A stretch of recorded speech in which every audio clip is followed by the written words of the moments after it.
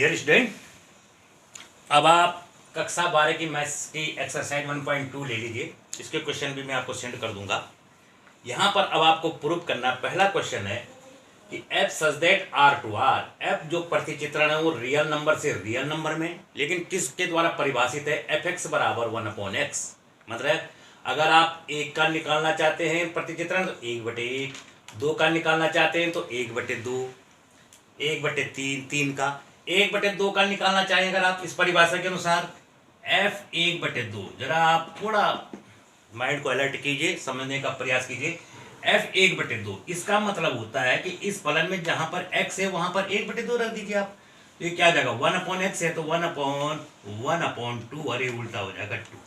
इस प्रकार यहां पर मैंने एक डायग्राम भी आपको बता रखा है कि देखो, एक अगर इस परिभाषा के अनुसार एक का प्रतिचित्रण 1 होगा, दो का 1/2 होगा, लेकिन 1/2 का 2 होगा। इस प्रकार प्रांत में कोई भी अवयव ऐसा नहीं छूटेगा जिसका प्रतिबिंब न हो, और सह प्रांत में कोई भी अवयव ऐसा नहीं छूटेगा जो प्रांत के किसी अवयव का प्रतिबिंब न हो। चाहे आप दशमलव संख्या रखिए, चाहे आप भिन्नात्मक संख्या रखिए, चाहे आप वर्गमूल वाली संख्याएं रखिए, प्रत्येक का प्रतिबिंब होगा। अर्थात यह फलन एकेकी है और साथ में आच्छादक है। एकेकी का मतलब होता है कि प्रांत के प्रत्येक अवयव का प्रतिबिंब अलग अलग हो, और आच्छादक का मतलब होता है कि सह प्रांत में, ये प्रांत है, मैं आपको कई बार कह चुका हूं, ये प्रांत है और ये सह प्रांत है। सह प्रांत में कोई भी अवयव ऐसा न छूटे जो किसी का प्रतिबिंब न हो। लेकिन आप एग्जाम में कैसे समझाएंगे, इसके लिए एक तरीका देखिए। यहां देखिए, माना x1 और x2 दो अवयव हैं, बिलोंग्स टू आर। दो अवयव हैं, जैसे 1 और 2, दो अवयव हैं 1 और 2, वो आर में हैं। तो अगर मैं fx1 का प्रतिबिंब निकालूं तो 1/x1 आएगा, fx2 का निकालूं तो 1/x2 आएगा। देखिए आप, अगर मैं f2 का निकालूं तो 1/2 आ रहा है, f3 का निकालूंगा तो 1/3 आएगा, वैसे x1 का आएगा तो ये। अब हम मानते हैं, हम यहाँ पे चलते हैं कि माना ये दोनों एक ही है, माना fx1 बराबर fx, अगर ये दोनों एक ही हैं तो फिर ये तो बहुएकी हो जाएगा, तब एक ही नहीं रह जाएगा। माना ये दोनों एक ही हैं तो तब क्या होना चाहिए कि इसका प्रतिबिंब कौन? 1/x1 = 1/x2, फिर ये दोनों प्रतिबिंब एक ही होने चाहिए। और अगर दो संख्याओं के व्युत्क्रम एक ही हैं तो इसका मतलब है कि वो दोनों संख्याएं एक ही है। ये देखिए, इसको प्रूफ कर दिया आपने, एक ही आपने प्रूफ कर दिया। देखिए कैसे प्रूफ किया। मैं दो नंबर लेता हूं, x1 और x2 belongings to real number, तो x1 का प्रतिबिंब 1/x1 होगा, x2 का 1/x2 होगा। मैं मानता हूं कि ये दोनों प्रतिबिंब एक ही संख्या के, ये मानता हूं मैं, ये मानता हूं कि दो संख्याओं के एक प्रतिबिंब है और ये प्रतिबिंब एक ही है, कहीं ये बहुएकी तो नहीं है। तो अगर बहुएकी होगा तो ये दोनों प्रतिबिंब एक ही होंगे।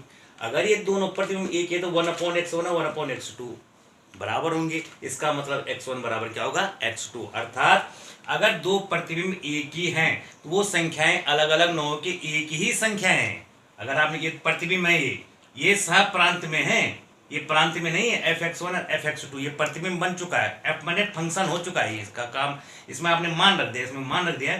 तो अगर ये दोनों फंक्शन एक जैसे हैं तो इसका मतलब वो दोनों संख्याएं एक ही है। मुझे जरा जल्दी भी इसलिए बोलना पड़ रहा है क्योंकि मोबाइल का जो है स्पेस कम हो जा रहा है। अब हम एक ही है, इसको आच्छादक प्रूफ करेंगे। आच्छादक प्रूफ करने के लिए हम मान लेते हैं आच्छादक। देखिए आज एक तरीका इसको सॉल्व करने का, आच्छादक के लिए मान लेते हैं, माना जो fx का प्रतिबिंब बना वो बना हुआ है, इस fx की परिभाषा है 1/x, 1/x = y, इंप्लाइज करेगा x = 1/y, इसका उल्टा कर दिया x/1, तो इसका भी आपने उल्टा कर दिया, 1/y हो जाएगा।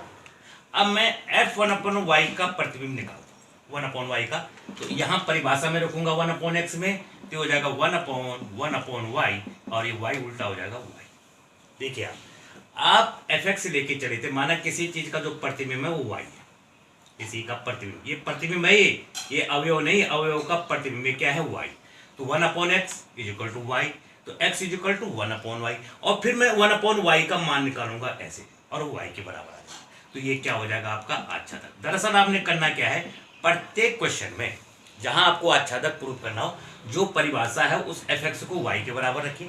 पहले यहां से x का मान रखिए, x का मान y के पदों में आएगा, फिर इसका मान, इसका प्रतिबिंब परिभाषा में रखिए और फिर ये y के बराबर आ जाना चाहिए। तो इस प्रकार यह प्रतिचित्रण क्या हो जाएगा, एक एक ही आच्छादक हो जाएगा।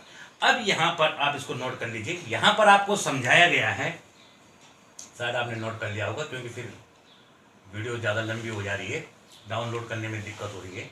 अब यहाँ पर आपको और दे रखा है, इसी का सब पार्ट दो रखा है कि देखो ये था fx बराबर 1/x, कि अगर इस फंक्शन को f such that n to r कर दिया जाए, अभी तो ये r to r था, रियल से रियल, माने प्रांत को तो आप n बना देंगे, ये n, और सब प्रांत को आप r बना देंगे। तो देखिए, चूंकि नेचुरल नंबर में केवल 1 2 3 4 आएंगे, परिभाषा के अनुसार 1 का प्रतिबिंब 1 बनेगा, ठीक है, 2 का प्रतिबिंब 1/2 बनेगा, यहाँ रखिए 1/2, x का मान 2 रखिए 1/2, 3 का प्रतिबिंब 1/3 बनेगा, देखिए आप 1 का 1, 2 का 1/2, 3 का 1/2, ठीक है। अब ये नेचुरल नंबर है, प्रांत में सारे नेचुरल है, यहाँ रियल है, तो यहाँ अगर यहाँ 2 और 3 होंगे तो ये किसी के भी प्रतिबिंब होंगे। अगर 2 होगा तो 1/2 का होना चाहिए, कितने का, 1/2 का, और 1/2 नेचुरल नंबर नहीं होता है, 1/2 नेचुरल में नहीं आएगा, रियल में तो सही है ये, लेकिन ये नेचुरल में नहीं आएगा। तो जब ये नेचुरल में नहीं है तो इसका मतलब 2 और 3, ये जो 2 है और ये 3 है, किसी के भी प्रतिबिंब नहीं होंगे, अतः यह आच्छादक नहीं होगा। अर्थात फलन को अगर n to r किया जाए तो यह एक एक ही तो होगा परंतु आच्छादक नहीं होगा। इसके बाद आप और आगे क्वेश्चन देख लीजिए, एक क्वेश्चन में आपको और लेके आता हूं, अभी आपको करवा दिया था वैसे मैंने क्वेश्चन, लेकिन आप थोड़ा ध्यान देंगे। अगला क्वेश्चन है fx, 2 क्वेश्चन दे रखे थे, पहले भी उसको आपको सॉल्व कराया था। x², ये था f such that n to n, और यहीं पर है अगर f such that r to r and fx बराबर x²। पहले आप इसका व्यू समझिए, यह है क्वेश्चन नंबर 7 का, ये फर्स्ट पार्ट है और ये थर्ड पार्ट, इन्हीं को आप समझिए। यहां देखिए आप, ये है और ये n to n, इसका मतलब है कि 1 का प्रतिबिंब 1 और 2 का 4, सीधी बात है, इसके अनुसार fx बराबर x²। लेकिन चूंकि यहाँ भी तो नेचुरल नंबर 2 और 3 भी तो होंगे, तो 2 और 3 किसके प्रतिबिंब होंगे, किसी के भी नहीं होंगे इस परिभाषा के अनुसार, क्योंकि यहाँ मान आप 1 2 √2 का प्रतिबिंब हो सकता है, ये 2 इस परिभाषा के अनुसार, लेकिन √2 यहाँ नहीं होगा। इस प्रकार यह फलन एक एक ही है परंतु आच्छादक नहीं। अब कैसे सॉल्व करेंगे, नंबर 1 देखिए, एक एक ही के लिए कैसे सॉल्व करेंगे इसको देखिए। माना x1 x2 belongs to n, तो fx1 = x1 का स्क्वायर तथा fx2 बराबर x2 का स्क्वायर। यदि fx1 = fx2 इंप्लाइज करेगा x1 का स्क्वायर = x2 का स्क्वायर, इंप्लाइज करेगा x1 = x2। अगर दो प्राकृतिक संख्याओं के प्रतिबिंब एक ही है, इसका मतलब x1 का स्क्वायर x2 का स्क्वायर। अगर दो प्राकृतिक संख्याओं के वर्ग बराबर है तो वो संख्याएं भी आपस में बराबर होंगी, ये फैक्ट है, ठीक है। दो संख्याओं का वर्ग अगर बराबर है तो वो संख्याएं बराबर होंगी। हाँ, मैं आपको और आगे ले जाता हूँ, रियल में ऐसा नहीं होगा। रियल में 2 का वर्ग भी 4 होता है और ऋण 2 का वर्ग भी 4 होता है, वहां पर नहीं लगेगा नियम। अगर दो रियल नंबर का स्क्वायर बराबर है तो अनिवार्य नहीं कि वो दोनों रियल नंबर बराबर होंगे, वो ऋण 2 भी हो सकता है, धन 2 भी हो सकता है, क्योंकि दोनों का स्क्वायर 4 होता है।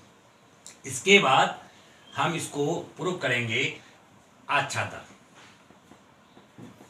आच्छादक में हम क्या करते हैं, अभी मैंने आपको कहा था fx बराबर y मान लेंगे आप, ठीक है। तो fx का मान क्या है, x² = y, इंप्लाइज करेगा x = √y। लेकिन अंडर संख्याएं आपकी इस समुच्चय में नहीं होंगी, अंडर संख्याएं नहीं होंगी, नेचुरल नंबर नहीं है, इस प्रकार यह फलन आच्छादक नहीं होगा, क्योंकि f√y अगर आप निकालेंगे ये हो जाएगा √y² = y, परंतु √y does not belongs to n, अर्थात यह आच्छादक नहीं है। अर्थात दिया गया फलन एक एक ही तो है परंतु आच्छादक नहीं है। ये देखिए, नोट कर लीजिए, ये नेचुरल नंबर के लिए है, आच्छादक नहीं।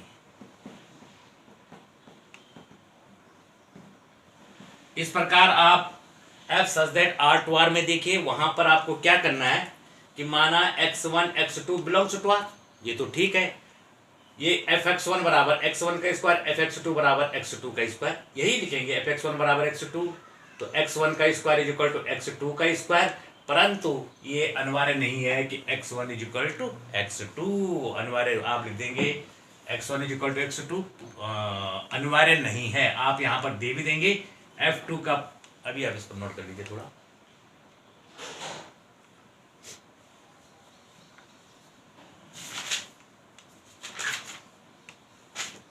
नोट हो गया होगा आपसे, देखिए आप देख लीजिए। और इसी को, इसी डेफिनेशन को अगर मैं आर टू आर कर दूं, आर टू आर कर दूं, देखिए आप यहाँ पर हमने चेंज कर दिया आर टू आर, तो माना, अब आप समझ गए, एक का स्क्वायर एक और ऋण एक का स्क्वायर भी एक, देखो बहुएकी हो गया ये, तो माना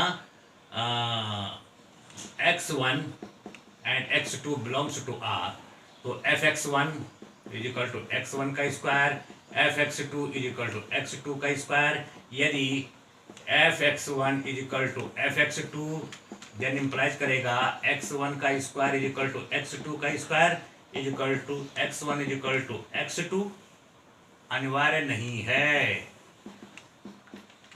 अब आप देंगे क्योंकि f2 का square is equal f2 is equal to 2 का square is equal to 4 and f minus 2 is equal to minus 2 का स्क्वायर इज इक्वल टू 4। इस प्रकार यह एक ही नहीं है, एक ही नहीं है आर टू आर। अब आप देखिए दूसरी बात क्या है, आच्छादक होगा। आच्छादक में मैं इससे पहले भी आपको समझा चुका हूं कि आप एक फिगर भी बना सकते हैं, चाहे देखिए आप एक का स्क्वायर एक, ऋण एक का स्क्वायर एक, दो का स्क्वायर दो, चार, और ऋण दो का स्क्वायर चार, देखिए आप। लेकिन ये आर टू आर है, R to R F such that, लेकिन यहाँ जो रियल नंबर में जो माइनस संख्याएं होंगी ये किसी की भी प्रतिबिंब नहीं होंगी, क्योंकि स्क्वायर कर देंगे ना, स्क्वायर करने से सारी प्लस हो जाएगी। तो आप लिख देंगे कि सह प्रांत में ऋणात्मक संख्याएं प्रांत की किसी भी संख्या का प्रतिचित्रण नहीं होंगी, अर्थात यह फलन जो है आच्छादक नहीं है, आच्छादक नहीं। अतः दिया गया प्रतिचित्रण, क्वेश्चन नंबर सेकंड का third part F such that R to R, दिया गया प्रतिचित्रण न तो एक ही है और न आच्छादक है, जबकि नेचुरल नंबर में ये एक ही तो था परंतु आच्छादक नहीं था। धन्यवाद छात्र छात्राओं, और अब आप जो है घर पे बने रहेंगे, अनावश्यक रूप से बाहर नहीं जाएंगे। यदि कोई प्रॉब्लम होती तो आप मुझे पर्सनली व्हाट्सएप कर सकते हैं। Thank you.